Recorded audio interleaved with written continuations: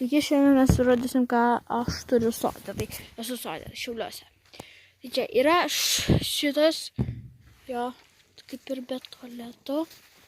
Taip nekenčiu čia eiti į tą tualetą. Aš net nerodysiu vidaus, nes bus bjaurus, todėl štai čia einam, parodysiu lauką vidų, ten, kur yra labai smagu.